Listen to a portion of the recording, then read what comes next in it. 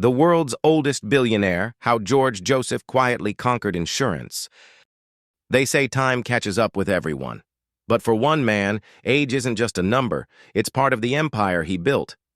Born in 1921, George Joseph is the world's oldest living billionaire. At over 100 years old, he's still sharper than most executives half his age. He didn't invent a gadget. He didn't build rockets. He didn't ride a tech wave. He sold insurance, and he dominated. I'm Jim, and this is History Decoded.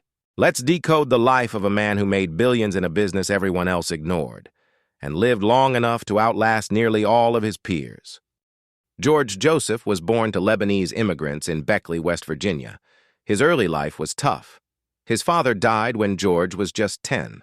To support his family, he worked odd jobs through high school, shining shoes, bagging groceries, washing dishes.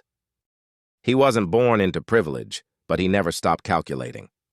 He served in World War II as a navigator in the Army Air Corps, flying 50 bombing missions over Europe. When he came back, he didn't rest. He went straight to Harvard, earned a degree in mathematics and physics, and entered the business world, starting, of all things, in life insurance. But George saw something others didn't. In the 1950s, auto insurance was a blunt instrument. No nuance. One rate for everyone. No real accounting for your age, driving record, or how far you drove. To George, this was madness. So, in 1961, he founded Mercury Insurance with just $2 million in capital and a mission: personalize insurance. Charge people based on actual risk, not blanket averages. It seems obvious today, but back then, it was revolutionary. He bet everything on data, fairness, and logic. And he won. Mercury grew quietly, steadily, efficiently. No flashy campaigns, no billion-dollar Super Bowl ads, just lower prices for safer drivers and smart underwriting. While others chased hype, George Joseph built a fortress. Today, Mercury is worth billions, insuring millions of vehicles and homes across the United States. Its growth was so consistent, so calculated, it became a case study in actuarial precision. Joseph turned a boring, commoditized product into a disciplined profit engine. And through it all, he stayed hands-on. Even in his 90s, George was coming into the office, reviewing numbers, asking questions, making calls. Most billionaires his age had long since faded from the boardroom. George never left it. So what's his secret? He lives modestly, drives his own car, eats simple food. He once said, "I never had a passion to be rich.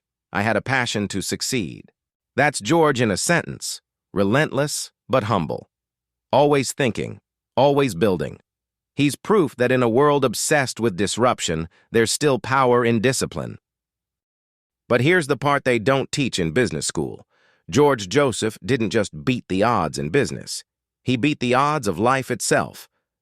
He survived war, outlived generations, thrived through recessions, booms, crashes, and comebacks.